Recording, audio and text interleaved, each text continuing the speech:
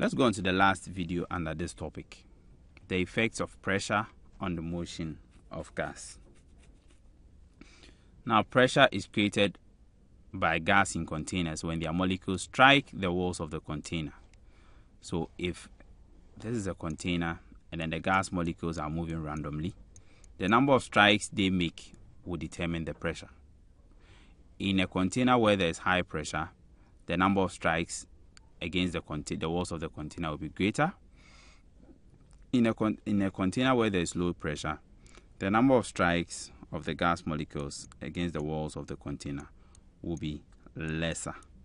Okay, so that is how pressure of gas occurs in the walls of a container.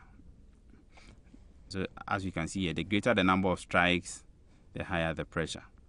Now, pressure of gas is affected by two things. In the previous video, we saw that when you increase the temperature, the particles vibrate faster, so there will be more collisions against the walls of the container.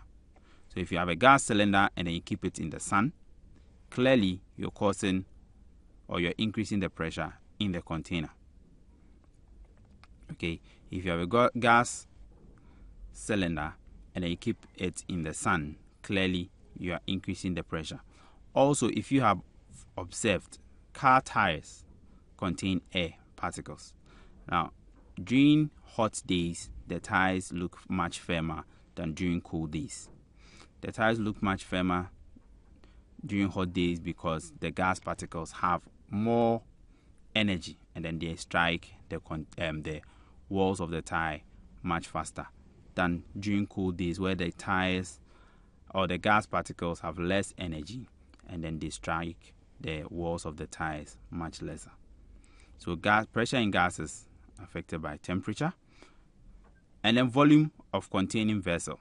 Now, when you have the same amount of air particles, so over here I have 6 molecules of air, and then I also have 6 molecules of air in this small container. Clearly, the smaller container is going to have more collisions, more gas particles colliding with the walls of the container than in the larger container.